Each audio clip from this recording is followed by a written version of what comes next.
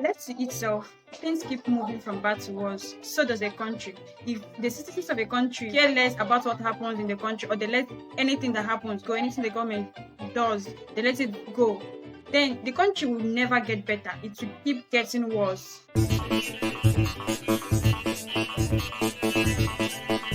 Hello guys, you're welcome back.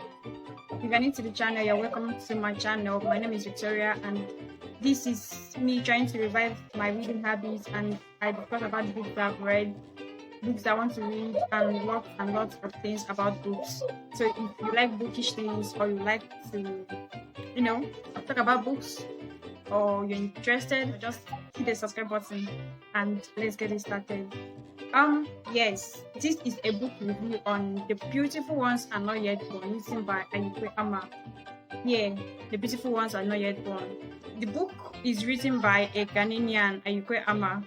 He has written like other books like 1,000 Seasons. It's a fiction set in Ghana. It's not like a history of Ghana. It's not a history of Ghana, but it kind of tells the story of the situation of Ghana at a particular time, like between the 1950s and the 1960s, during the reign, or towards the end of the reign of Nkrumah, or during the reign of Nkrumah, and then the beginning of the overthrow of Nkrumah. Corruption is a theme that stands out very much in this book. It talks about the corruption during that period, the corruption of the country. I like to talk about it in general of other countries, because at the moment that I'm making this video, we are having a protest in Nigeria to end SARS, because these people have been harassing youths, harassing people, and the Nigerian says it's up to our neck. We can't take it anymore, okay? And they are protesting to end SARS and end police brutality. So I'm going to be talking about this book in terms of Ghana and for other countries, and for Nigeria especially in this period. Apart from the theme of corruption, there's also that of integrity. When people don't want to soil their hands in all the corrupt practices of the country, you see that they tend to suffer. It's as if corruption is the new normal. People who don't involve themselves in corruption and choose integrity, they tend to suffer. They live in poverty, which is another theme in this book. They seem to remain poor, struggle, because they don't want to be corrupt and they don't want to get involved. Yes, and they are also frustrated, because everything they do will be frustrated. If they don't want to do it in a corrupt manner, it can't work, because corruption is like the new normal of the society. For instance, there was a time when suicide was on the rise in my country, Nigeria. Like, people were frustrated, things were not moving, everything was so bad. People were committing suicide, they were drinking sniper was like the main things that people were drinking and dying at that time. See, a bad country, a corrupt country will always frustrate you. This book explored experiences and corruption at the place of work, on the street, people in general, in families. Everything was just happening just within the Passion Week, or towards the Passion Week. Corruption in the government too. It also explored the depression that a lot of people and citizens face as a result of a government that does not care about its people and citizens. It told the painful story of people who are victims of unconcerned societies and bad governments, especially in Ghana. People who lost their lives, people who couldn't take it anymore. There are people who are stronger than others, people who couldn't just absorb it, who couldn't just go on with it. Things are not moving, there are no opportunities. The few ones that are available are taken by people in power, okay? And then they are swallowed by this unconcerned society and bad government. It also made mention of the coup that overthrew Nkrumah. It don't bring better leaders. It's just like a change of embezzlers. These people have eaten too much, they overthrew them, and the next people came to start their own embezzlement in another way. The book was written in a mixture of first person narrative and second person narrative. It actually started from second person and then shifted to first person and then back to second person again. My favorite character was Oyo, the man's wife.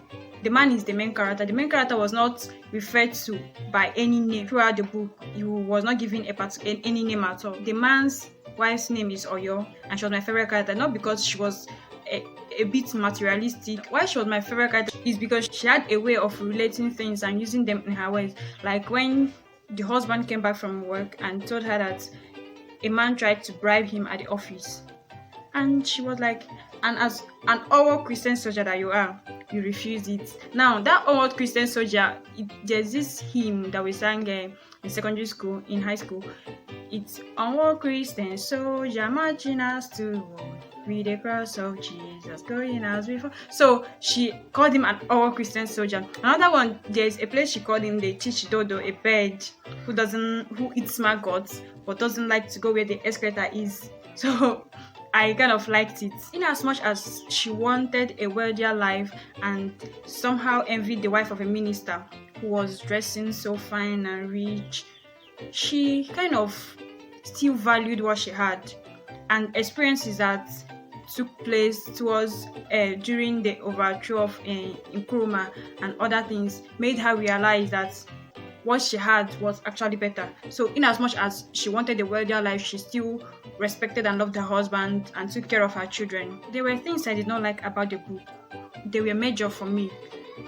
Why I had completed it was, I would have given up at the beginning, but my conscience was always pricking me that I have a book I've not completed. It's always like that when I have a book that I've not finished reading. So I had to keep on reading through it. As in, it was even towards the end it started getting interesting. It was in the middle and towards the end. Why I did not like the book is the author kept on explaining things that are not relevant to the question. Let me give you an instance. A man came to the main character's office and he had big lips. Okay? He already said he had big lips. The lips could not cover his mouth, his teeth. We understood that. But at every single time, the man opens his mouth to speak, he will still explain the mouth again and the tongue and the big lips. I was like, we've heard you. We've heard. He has big lips that can't cover his teeth. We've heard. Just stop explaining. It's enough. He keeps on explaining and explaining. And the rails to the staircase to the man's office, he kept on explaining these rails. This thing bored me to death. I was like, this is enough. You've explained enough. Stop explaining again. We've heard, we've imagined, we've pictured everything is dirty and everything. Just stop explaining. And he kept explaining. I was so tired. I am telling you the fact. I was so tired. It was only by the grace of God and my conscience pricking me that I kept on reading. Because the way he was explaining other things, explaining irrelevant things, I got lost. You get? So just explain what you have to explain. Then continue with the story, we understand. Oh, this is for me though.